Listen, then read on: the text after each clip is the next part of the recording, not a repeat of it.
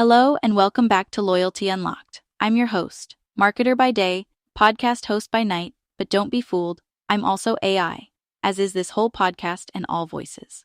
One thing that is real though is U Rewards, and this month is a bit special as they're celebrating the 5-year anniversary of U Rewards, launched on July 30th, 2020.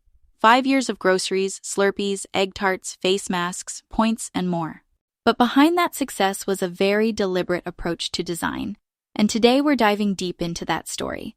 We're joined by the man who helped build it and is now writing the book on it. Mark, welcome back. Thanks very much. It's great to be here. And I have to say 5 years feels surreal. It's flown by. Your latest chapter is deep and kind of nostalgic.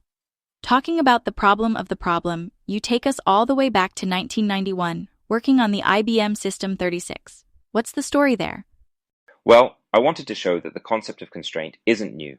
It's actually where I learned to design. Back then, software had physical limits. I used a language called RPG to code, and every bit of memory, every character on screen, every bit of disk space, it all had to be accounted for. Speaking of disk space, I love that story about the guy with the System 34 who could hear how full the disk was. Yes, he could tell by sound alone. That shows how tangible everything was. You didn't just write software, you physically managed it. That sounds wild now, but it taught you discipline? Exactly. It wasn't just about solving the problem.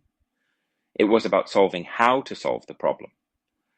We called it the problem of the problem. It's funny because I always thought minimalism was this cool, retro aesthetic, but for you, it was just survival. Well, back then, it was cutting edge. We essentially had dark mode when that was the only mode. Okay, fast forward to 2019. You're building U Rewards. Very different world. Cloud platforms, Figma, middleware. What changed? Everything changed. We had no real technical constraints anymore. You could spin up infrastructure instantly. Design was done in almost real time, not drawn on graph paper. But in that abundance, a new constraint emerges. So constraint didn't go away. It just moved? Exactly. The limit wasn't technical anymore. It was human. The new constraint was attention. We had to earn our place on someone's home screen, just like we used to earn a byte of disk space. That's a great line, and so true. Because the competition now isn't so much the other retailer. It's Instagram, it's YouTube, it's TikTok, anything designed to capture our attention. Totally.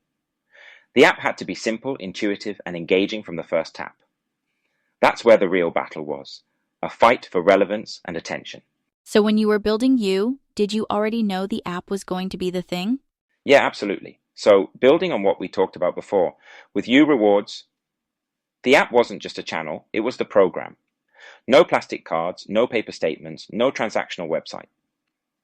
If you didn't use the app, you didn't engage with the program at all. That really was a huge shift from legacy schemes like Nectar in the UK, where the app was kind of an afterthought. With Nectar, we struggled to get people to install the app because, honestly, it wasn't solving a real problem for them. Everything already worked with cards and statements. Penetration just stalled at 25%. So for U Rewards, if someone didn't use the app, they weren't in the program? Pretty much. And that made the interface everything. It wasn't just a channel, it was the loyalty experience. And yet, I still see some programs treat their app like a digital brochure. You clearly took a different approach. We had to. If the app failed, the whole program failed. Let's talk about the principles that guided your design. You outlined 4. Frictionless, rewarding, accessible, and engaging. Walk me through them? Absolutely. Let me walk you through them the way we actually lived them. Not just as words on a PowerPoint slide. Frictionless was the baseline.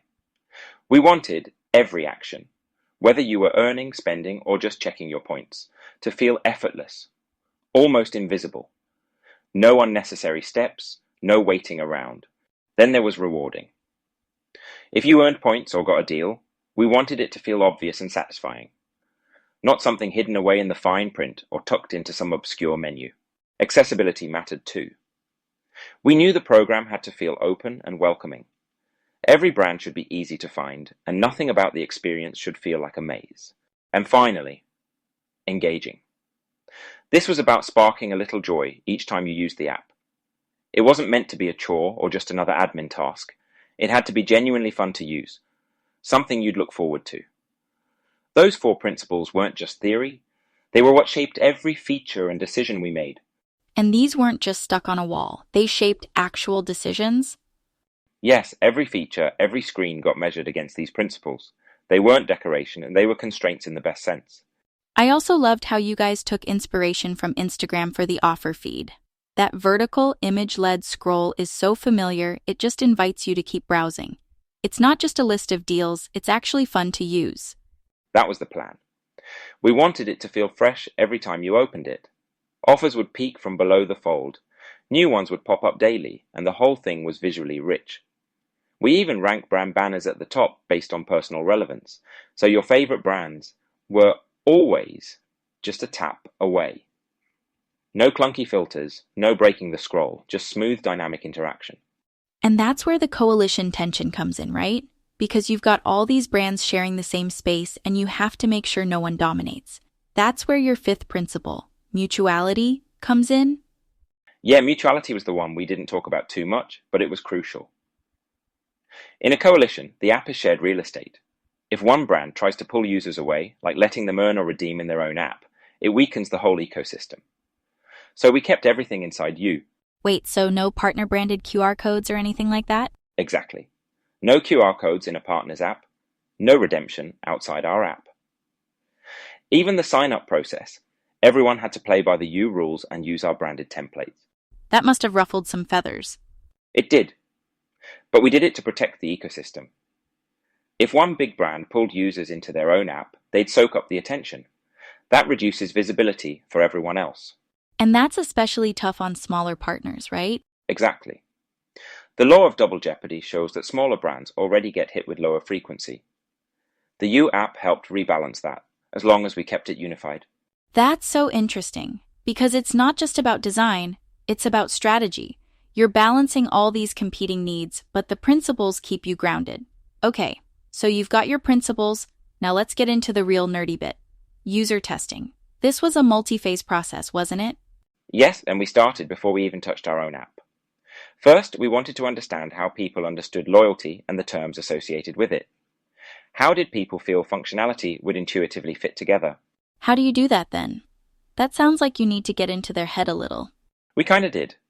We used an approach called card sorting, which gets the users to consider all the key features or jobs to be done, and then to group these together and prioritize them based on what feels natural, using bits of paper.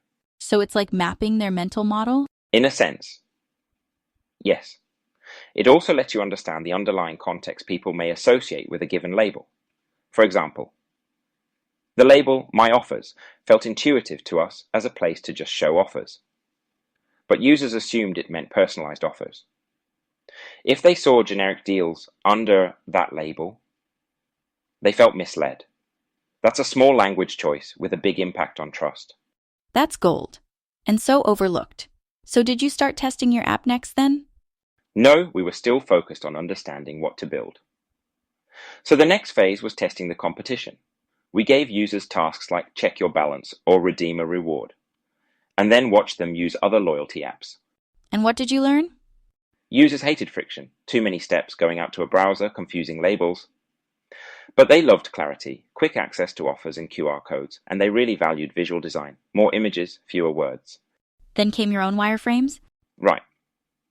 In August 2019, we built two design directions. Design A was functional and packed with content. Design B was more visual and social. The business wanted more features, but we were focused on our constraint around engagement. So we ran preference testing internally to get a view from potential users. And?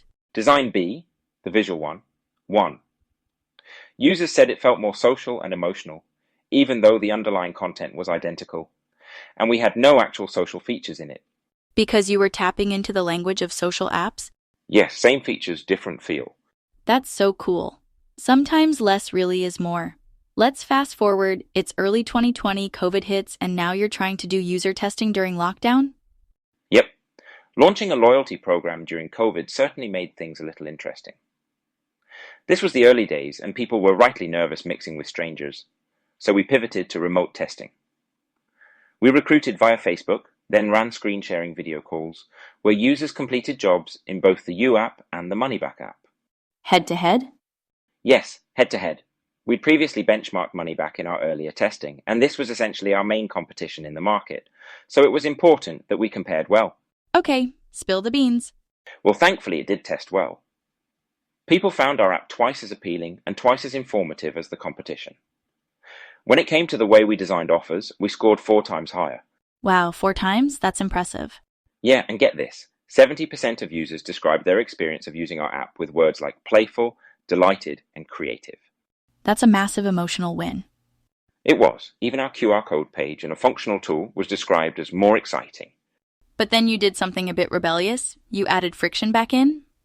Well, data only gets you so far. Sometimes you have to trust your gut. And funny enough, even though our first principle was frictionless, we did end up adding a bit of friction back in. Because sometimes slowing the user down actually makes the experience better. I love that. It's like, sometimes the best way forward is to pause. Mark, I could keep going forever, but this chapter really hits home. It's not just about UX, it's about how you think about UX. It's also fascinating to see the work that went in behind the scenes to make sure you had an app experience that was going to land well. Final thoughts?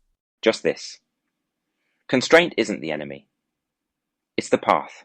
Whether it's 80 characters on a green screen or 1.5 seconds of attention today. Great design starts by understanding the real limits you're working with.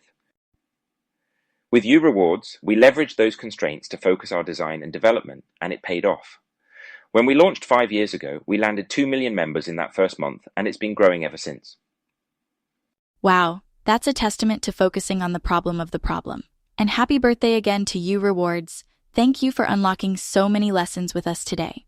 It's a pleasure as always. And just to add, it's lovely to see U Rewards continuing to grow both in terms of members and partners, now 5 years on. Sure, great design helped, but ultimately it's down to the amazing team, both past and present. All right, I think that's a perfect place to wrap up for today. Mark, thanks for sharing all those stories. So much to learn from the journey. And thanks to everyone listening. We'll be back soon with more on Loyalty Unlocked. Mark, see you next time.